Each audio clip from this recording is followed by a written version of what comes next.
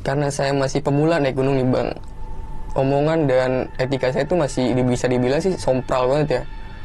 Tiba-tiba nih bang, tenda saya ada yang nendang, jebrak, goyang kan. Wah, saya langsung astagfirullahaladzim. Dan ekor mata saya ini ngelihat ada salah satu pohonan yang beda, pohonan besar, ada kayak caglak gini bang, kayak gini. Di saat saya senter, nggak taunya itu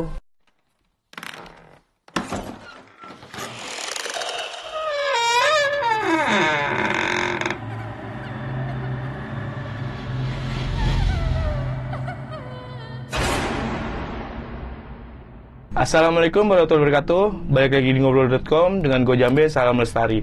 Baik teman-teman, pada kesempatan kali ini gue udah kedatangan narasumber Akeu. Ya. Apa kabar Keu? alhamdulillah baik bang. Alhamdulillah. Nah, Akeu ini juga punya channel YouTube. Namanya apa Keu? Cemas LD. Cemas LD. Dan buat kalian jangan lupa mampir ke Cemas LD, subscribe, like, komen. Dan pada kesempatan ini, lu mau cerita tentang apa nih Keu? Pendakian sewaktu mendaki ke Gunung Ciremai pada tahun 2017 bang. 2017. Nah, kalau boleh tahu ceritanya kayak gimana sih kisi-kisinya? Waktu itu saya ngalamin ada sosok bayangan hitam waktu di base camp. Dan sampailah di pos 1, ada suara teriakan. Dan yang paling serem itu ketika saya mau summit, ada sosok kepala genderuwo bang, dengan mata merah. Jadi gitu teman-teman, kisi-kisi cerita dari Eko tentang pendakiannya ke Gunung Ciremai tahun 2017. Nah, sebelum masuk ke videonya, buat teman-teman jangan lupa subscribe, like, komen juga buat ngobrol.com. Dan terima kasih buat teman-teman saran dan kritiknya. Semoga ngobrol.com semakin baik ke depannya. Baik, tanpa berlama-lama kita langsung dengerin aja cerita dari Akeu.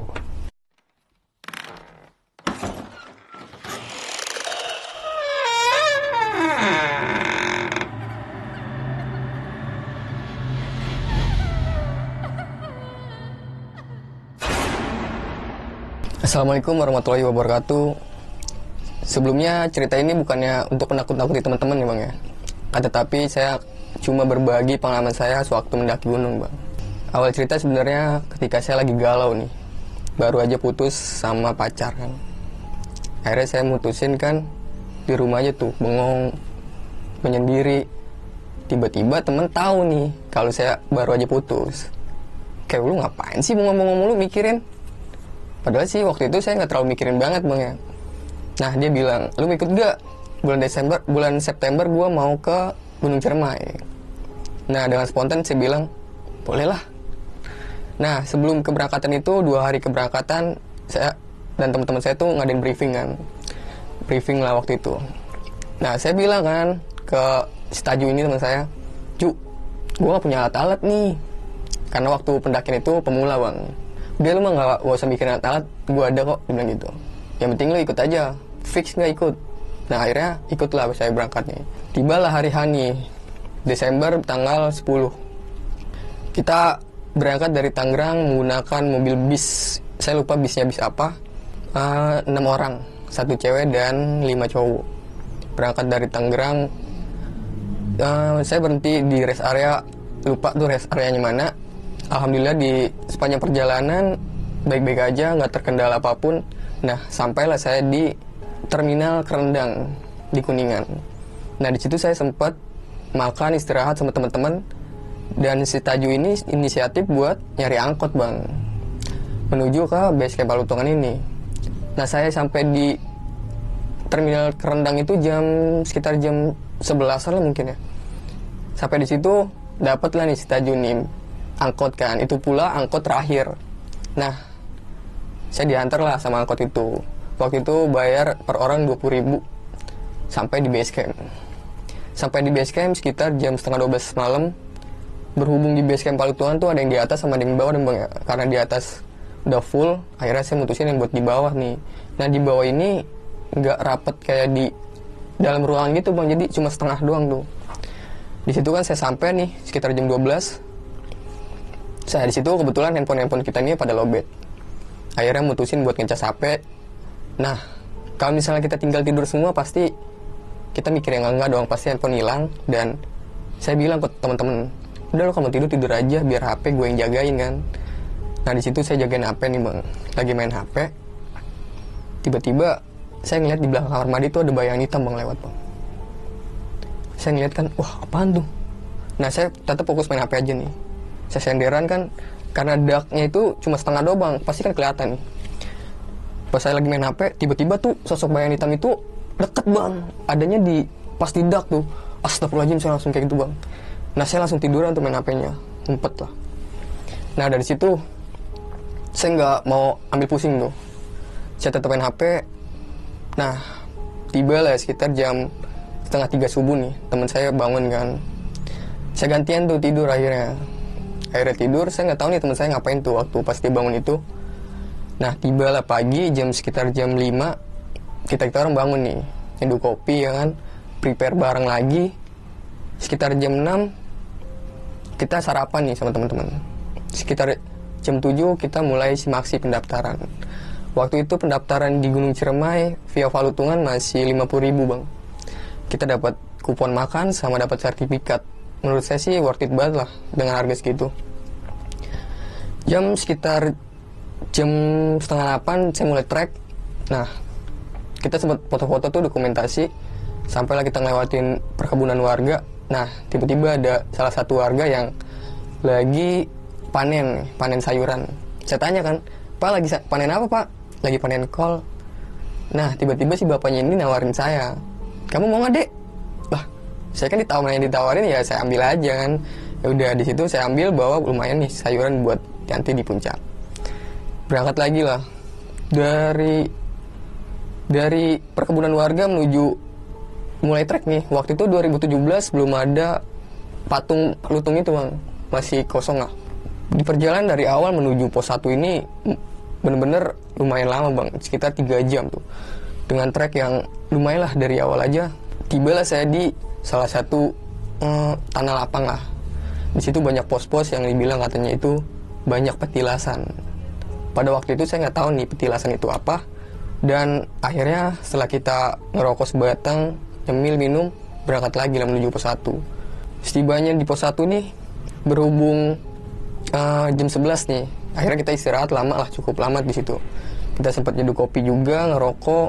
Nah waktu itu pendakian di Gunung Ciremai itu nggak terlalu ramai bang ya. Di situ akhirnya kita ngumpul. Nah teman saya ini ngambil air kan. Di saat saya lagi masak air nih buat nyeduh kopi, tiba-tiba saya dengar suara teriakan bang dari sebelah hutan barat. Suara teriakan dah pokoknya, suara orang jeritan. Ih, saya bilang ke teman saya, lu dengar suara teriakan nggak? Kagak, gue nggak dengar apa-apa. Nah di situ saya bilang kayak gitu kan. Terus kata teman, lu halu kali. Akhirnya saya udahlah, saya masak air aja. Datanglah teman saya nih ngambil air berdua. Saya bilang tuh, lu tadi dengar suara teriakan nggak? Enggak. Di saat saya lagi pause masak air lagi nih, tiba-tiba suara teriakan itu lagi bang. Nah tuh suara teriakan lagi kan, lu dengar nggak? Enggak. Lu halu kali lu. Nah di situ saya ngambil pusing kan. Udahlah, biarin aja lah. Nah setelah saya selesai ngopi nih, lanjutlah itu sekitar jam 12:30. Lanjut menuju pos 2 di Kute. Di Kute ini karena space-nya tuh nggak ada buat istirahat, akhirnya kita mutusin buat lanjutlah ke pos 3. Ke pos 3 ini kita sempat istirahat, cuma nggak terlalu lama. Mutusin lagi buat di pos 4 di Arban. Setelah di Arban ini kita istirahat lagi kan, lumayan lah di situ istirahat, sempat ngemil, masak mie, sambil ngobrol-ngobrol, sambil briefing ini kita mau buka tenda di mana. Nah akhirnya tujuan kita nih buka tenda nih di pos 9, yaitu di Goa Walet.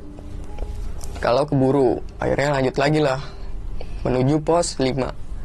Dari pos 5 ke pos 6 ini alhamdulillah nggak terjadi apa-apa dan lancar-lancar aja nih. Karena saya masih pemula naik gunung nih bang, omongan dan etika saya itu masih bisa dibilang sih sompral banget ya. Nah ada salah satu teman saya bilang, Kew, jangan kayak gitu Kew kalau di gunung. Nah saya sih bodo amat tuh waktu itu bener. Nah akhirnya sampailah saya di pos 7.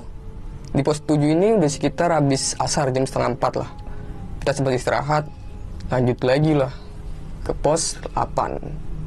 Dari pos 8 ini kita jalan lumayan, durasinya agak lama nih bang. Nah sekitar jam 5:30 nih saya baru sampai di pos 8.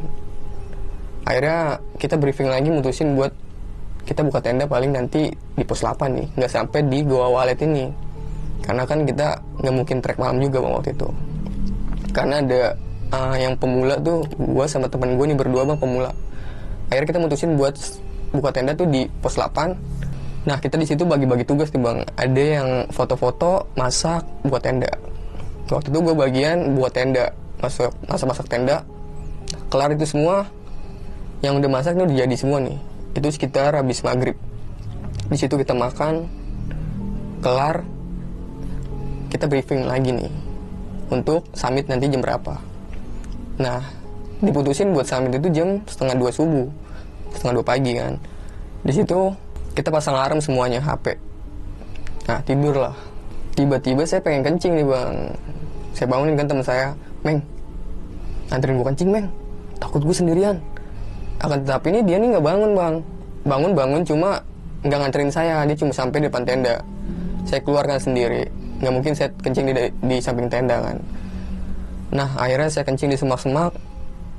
Di saat saya lagi kencing di semak-semak, tiba-tiba nih semak-semak di depan saya ini goyang bang. Ih, apaan nih goyangan? Berhubung saya saking enaknya lagi kencing nih, udahlah. Tiba-tiba goyang lagi nih bang. Di situ saya langsung kabur. Nah saya bilang, wah lu ngapa, kata teman saya kan. Lu kenapa? Kagak men, tadi semak-semak goyang. Wah binatang kali. Nah, dia gitu. Akhirnya saya tidur lah di situ. Karena tidur di gunung itu nggak terlalu nyenyak ya, nggak kayak di rumah tidur. Saya tidur di bagian pinggir ya bang. Pinggir tenda tuh kan begini. Tiba-tiba nih bang, tenda saya ada nendang, jebrak goyang kan. Wah, saya langsung astagfirullahaladzim. Di situ saya langsung pindah nih bang, geser. Langsung pinggir lu. Akhirnya gue di tengah-tengah tidur. Nah akhirnya pulas tuh tidur. Tibalah nih alarm bunyi nih untuk summit. Sekitar jam 1:30 di situ kita prepare. Di situ gue sempet ngerebus kentang bang buat persiapan gue nanti summit nih. Di situ kita nggak sempet sarapan. Gue packing, bawa depek nih. Bisa dibilang setengah carry lah, 45 liter.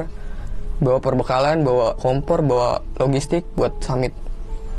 Nah di sini sekitar jam 3-an ya, gue jalan sebelum sampai di Goa Walet. Gue nih berhenti nih bang, karena temen gue ada yang ketinggalan di belakang nih. Nah tetapi temen gue berdua udah di depan. Gue sendiri di bagian semak-semak tuh sendiri. Gue berhenti, gue inisiatif buat nyenterin teman gue yang di belakang bang. Karena gue waktu itu masih baru nih, tentang gunung belum terlalu tahu banget lah, masih awam. Gue tiba-tiba penasaran sama hutan kan, kayak gimana nih. Saya ngeliat-ngeliat kiri kanan di hutan. Tiba-tiba saya ngeliat pohonan yang daunnya warna merah. Di saat saya center, ini pohonan aneh banget. Ada satu pohonan itu aneh. Dan ekor mata saya ini ngeliat ada salah satu pohonan yang beda nih. Pohonan besar, ada kayak caglak gini bang, kayak gini. Di saat saya center, gak taunya itu sosok semacam pala gede bang, bulu hitam. Saya nggak tahu ini ada di sini ada kuping atau tanduk, saya nggak tahu. Saya center kan, bos di situ saya sempat bengong bang, sempat ngeliatin matanya tuh merah bang. Dia ngeliat saya ngeliat dia. Astagfirullahaladzim, saya langsung gitu kan nunduk. Di situ saya baca doa bang, sebisa saya mungkin lah. Saya lanjut jalan nih, karena saya nggak mau nunggu teman saya kan, karena saya sendiri tuh di situ. Saya jalan, numpang lah. Ketemu lah nih teman saya di depan. Lu kenapa Keo? Gua ngeliat ini men. Nah kata dia ini, lu masih cerita di sini. Nanti aja pas kita turun cerita. Wah akhirnya saya nggak cerita tuh. Lanjutlah jalan lah, ngelewatin Goa Walet. Tibalah saya sebelum puncak tuh sekitar jam 4:30 nih. Sampailah saya di jalur batu-batuan tuh. Nah akhirnya teman saya di belakang nih nyusul, nggak taunya dia tidur di trek. Sampailah teman saya datang, kita lanjut lagi nih menuju summit nih di jalur batu-batuan. Sekitar jam 5 kita sampai di pertengahan, dikit lagi mau puncak. Tuh di situ badai bang, gede banget badai. Akan tetapi nih kita ngumpet nih di semak-semak karena dingin kan. Ada salah satu teman saya nih yang pakai celana pendek summit. Cuma dia bawa pakaian lagi di carry kan, depek kayak ini. Tiba-tiba dia kedinginan bang, kedinginan kayak seakan-akan tuh hipo. Tiba-tiba dia pingsan bang, pingsan. Nah kita orang nih berenam nih panik bang. Lah ini mau lanjut apa mau turun nih?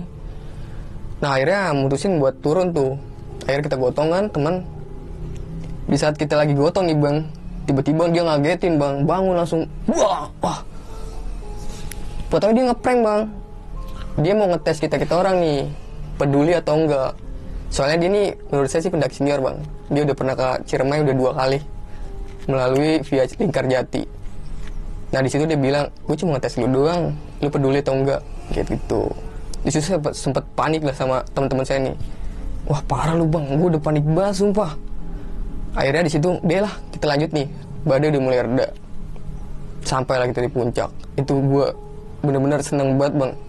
Gue ngeliat awan yang nggak pernah gue lihat, matahari terbit yang gue nggak pernah lihat, dan gue ngerasa di saat di puncak ini kegalauan gue hilang nih tentang mantan gue ini. Di situ gue lumayan lah foto-foto sekitar 1 jam lebih mungkin. Tiba-tiba badai lagi nih bang setelah di puncak.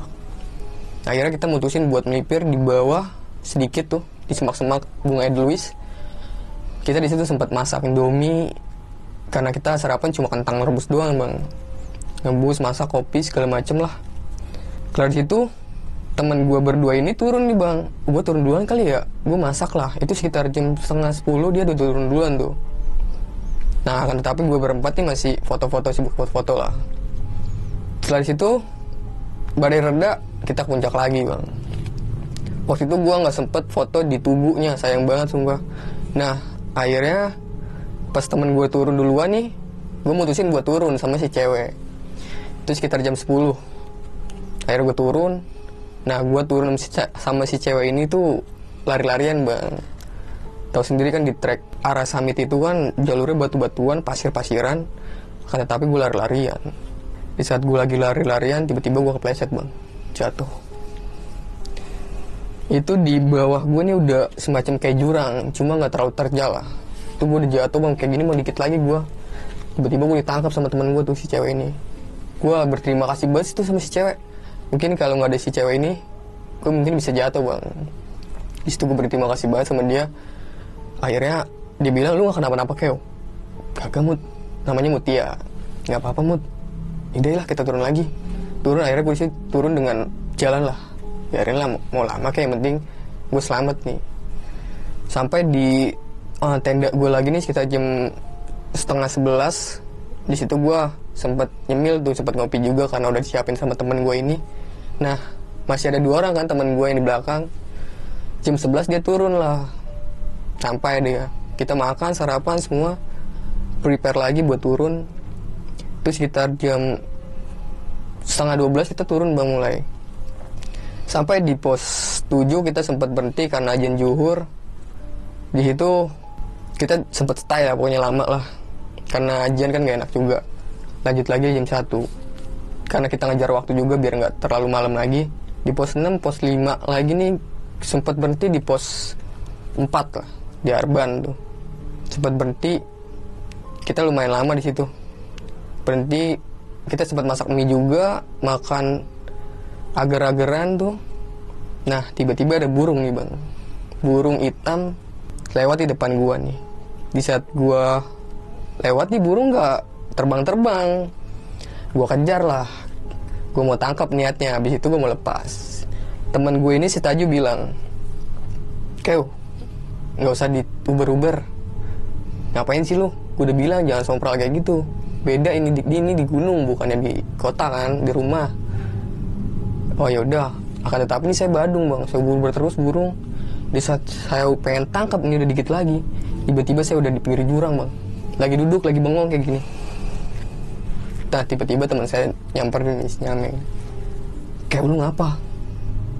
Nah saya nggak tahu tuh bang, yang seingat saya tuh cuma saya ngejar-ngejar burung. Tiba-tiba tuh saya lagi duduk tuh, seingat saya tuh. Akhirnya saya ditarik, udah di sini lu.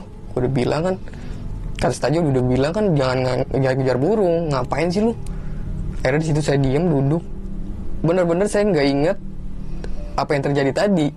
Saya tuh cuma ingat pas saya lagi duduk di pinggir tebing itu, wah, gue ngapain tadi ya? Saya inget gue tuh lagi ngejar-ngejar burung. Nah, Udah tuh, dari situ udah kita ngomongin lanjut, gue nggak mau ambil pusing tuh. Lanjut turun dari pos 4 menuju 3, 2, 1. Nah, gue sempat stay lagi nih di pos 1. Kita situ sempat, karena di pos 1 itu ada warung bang ya, tukang gorengan, tukang kopi. Di situ kita mutusin buat makan gorengan sambil ngopi. Akan tetapi nih gue sama teman gue ini yang masih pemula, si Nyameng, namanya itu Nyameng. Sampai sekarang dia menurut saya ini rival saya nih bang. Setiap naik gunung saya berdua tuh. Pendakian pemula saya berdua sama dia, dan sampai sekarang saya suka naik bareng sama dia. Rival saya tuh. Saya di situ egois bang, ninggalin 4 teman saya. Di situ gue dari pos 1 ke bawah nih bang, yang tadi naiknya kita membutuhkan waktu 3 jam, itu gue cuma 1 jam bang. Gue lari-larian sama dia, egois banget sih menurut gue tuh. Kayaknya nggak patut dicontoh banget sih. Emang karena saya masih pemula kan. Di situ saya ninggalin teman saya. Gak taunya si cewek ini kakinya sakit. Diurut lah di pos 1 itu. Saya sempat nunggu di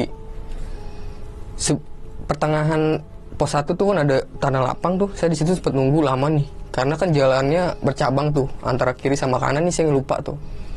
Di situ saya sempat bingung, sempat nunggu pendaki lain nih. Nah, tapi ini nggak ada pendaki lain. Akhirnya saya bilang, Meng, kayaknya kita jalur kiri deh, Meng. Akhirnya yaudahlah, saya nggak nunggu teman saya nih, saya lanjut aja turun sampai di base camp, saya nungguin. Karena kita ada tiket kupon makan, kita tukerin lah makan gratis di situ. Nah, gue cerita nih bang sama teman gue ini, si Nyameng. Meng, gue semalam ngeliat genderuwo, Meng.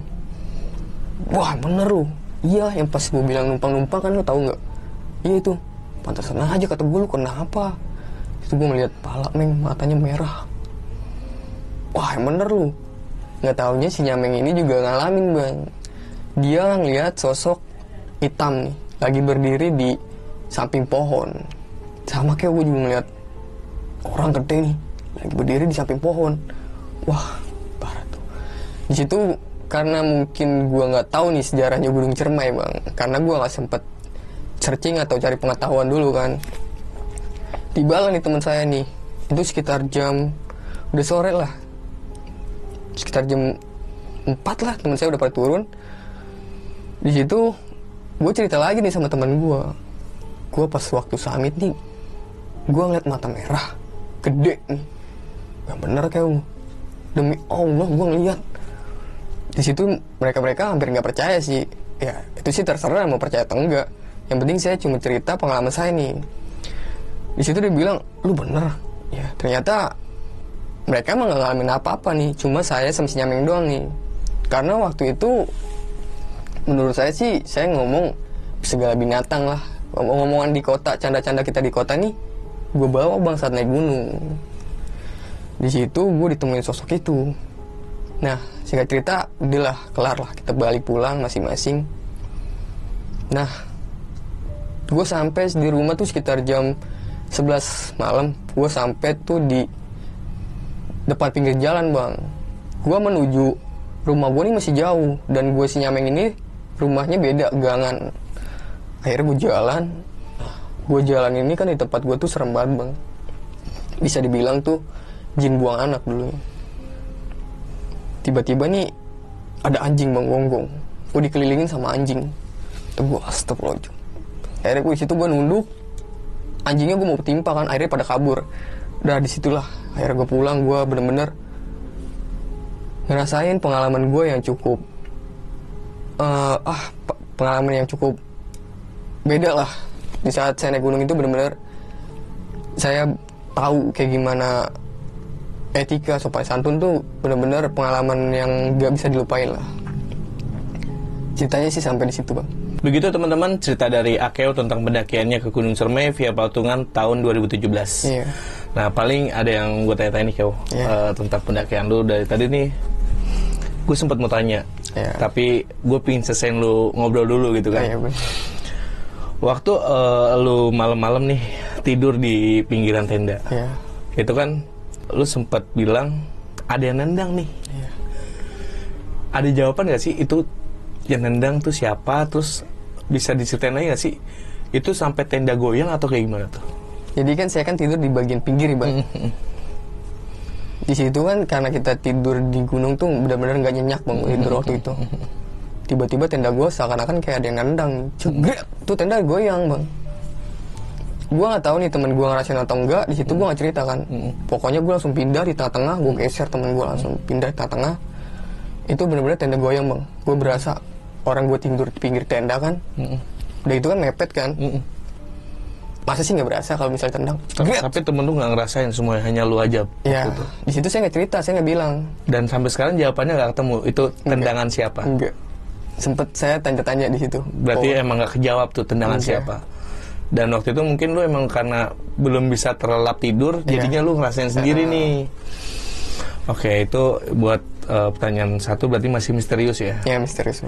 Yang pertanyaan kedua, berarti kan yang pas lu kencing itu kan, lu kan sempat ngeliat nih sosok genderuwo itulah. Enggak, pas saya kencing itu saya nggak ngeliat bang. Belum lihat. Cuma semak-semak doang. Semak-semak doang yang goyang ya. Cuman pas mau summit ya. Iya, pas mau summit. Pas mau summit lu lihat dan beberapa temen lu lihat. Dan selain dia menampakkan diri, ada nggak sih entah dia ngomong kah atau entah dia bergerak kah ke arah lu atau cuman stay aja? Jadi kan ini pohon besar ya bang. Jadi cuma badan kepalanya doang bang yang kayak gini bang. Ini pohonan nih, bisa saya gambarin kayak gini, pohonan. Dia cuma kayak gini nih, matanya merah bang, melotot ke saya. Berarti dia cuma stay melotot ke lu semua itu ya? Dan waktu itu temen lu juga lihat nih gitu. Dan bukan lu sendiri nih waktu ini nih ya. Berarti mungkin emang penunggu situ lah, bisa dikatakan seperti itu ya. Ini kayak pertanyaan yang terakhir nih. Waktu lu ngejar burung, itu kan lu ngeliat burung nih.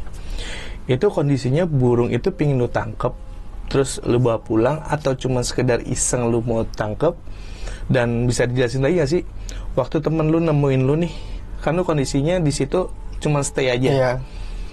Kondisi terakhirnya seperti apa sih waktu ditemuin temen lu tuh? Saya cerita ulang lagi nih bang ya. Di saat itu kan saya lagi duduk nih, lagi ngopi lah. Tiba-tiba ada burung kan, saya penasaran nih burung jalan. Saya penasaran, saya kejar kan, saya jalan lah, saya ikutin. Nah niat saya tuh saya pengen tangkep. Kalau misalnya burung biasa sih deketin orang pasti bakal terbang kan bang. Akan tetapi ini burung lah, saya uber-uber nih nggak terbang-terbang, malah ikutin jalan. Di saat saya mau tangkep nih, udah deket banget di depan saya mau tangkep, tiba-tiba burung itu nggak ada dan saya tuh lagi duduk di pinggir tebing. Hilang. Kondisinya waktu lu tangkep hilang dan lu nggak sadar gitu ya? Burung itu terbang. Cuma saya tiba-tiba udah lupa lah. Tiba-tiba ada di pinggir tebing. Gak sadar aja. Gak sadar. Dan temen lu nemuin posisinya lu udah di pinggir jurang dengan posisi ngalamun tadi. Iya. Tiba-tiba saya disamperin sama teman saya nih. Kayak lu ngapa? Gue lihat tuh bengong duduk gitu. Ditarik lah sama dia. Dikasih air minum. Si Taji bilang, Kew, gue udah bilang kan, ini tuh kita bukannya di kota, kita lagi di gunung. Di situ gue diem aja bang. Iya juga ya. Yang setahu gue yang gue inget tuh cuma ini bang. Gue lagi ngejar-ngejar burung kan. Di saat gue pengen tangkep tuh tiba-tiba gue lagi duduk. Jadi itu yang gue heran tuh. Seakan-akan kayak ingetan gue tuh di paham. Hilang gitu bang. Jadi intinya lu emang bener-bener blank lah kasarnya. Blank. Dan paling terakhir nih, kira-kira dari cerita pendakian lu ini ada pesan apa sih buat teman-teman di rumah? Terus ada hubungannya nggak sih dengan sikap lu dari awal sampai akhir itu? Bisa dikasih tahu ke teman-teman. Buat teman-teman sih, ketika kalian naik gunung nih kan, kalian nggak tahu nih sejarah atau adat istiadat gunung itu sendiri kan. Gue cuma bilang dan gue cuma ngingetin, jaga sopan santun, jaga etika, dan jangan pernah ngomong sembarangan bang. Benar-benar waktu itu gue di situ tuh karena gue masih pemula dan gue tuh nggak tahu tentang gunung ini nih. Situ gue omongan gue di kota tuh gue bawa ke gunung.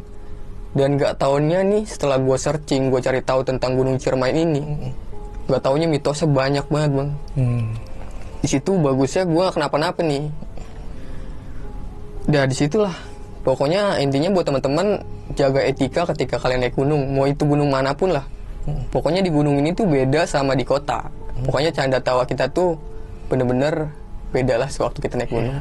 Dan jangan lupa sampahnya bawa turun lagi. Utama ya. Kayak paling penting sih itu. Dan paling gitu teman-teman, pesan-pesan dari Akeo mungkin sedikit nambahin nih Keo. Dan mungkin kalau dari gua, bener kata Akeo tadi, sopan santun, adab ya. Iya. Adab dimanapun kita berada, namanya kita di gunung, itu bukan rumah kita, itu bukan tempat tinggal kita, cuman kita di sini bertamu. Iya. Ya bersikaplah seperti tamu. Misalkan kayak gue ke tempat lu nih, kayak nggak mungkin dong gue langsung makan di tempat lu. Gue nggak tahu itu orang tua lu ada atau enggak. Dan terakhir paling yang dari cerita aku, ya tetap jaga solidaritas lah antar teman. Jadi tadi kelihatan banget di situ sebenarnya bisa dipelajarin kalau temennya aku itu cuma ngetes, lu solidaritas gak sih sama temen lu gitu, kondisinya di gunung. Karena kan kita namanya di gunung sebenarnya bukan karena teman juga, kadang kita sesama pendaki pun harus saling membantu gitu sih paling. Dan buat teman-teman jangan lupa juga mampir ke Cemas LD. Bisa dijelasin Cemas LD kayak gimana sih? Jadi Cemas LD ini adalah singkatan dari cerita masa lalu di gunung, Bang. Jadi ketika teman-teman lagi cemas nih ya kan, bingung mau cerita kemana, ya bolehlah cerita-cerita mampir gitu. Kepoin ya, jangan lupa. Nah, gitu sih. Buat teman-teman jangan lupa subscribe, like, komen. Dan terakhir, terima kasih buat Kisah Pendaki, buat Basecampnya yang udah nyediain tempat kita buat konten pada kesempatan kali ini. Dan buat teman-teman juga jangan lupa subscribe, like, komen buat ngobrol.com. Oke teman-teman, paling untuk kesempatan kali ini gitu aja. Dan buat Akeu, makasih banyak sebelumnya udah mampir ngobrol.com. Dan buat teman-teman, stay tune terus di ngobrol.com.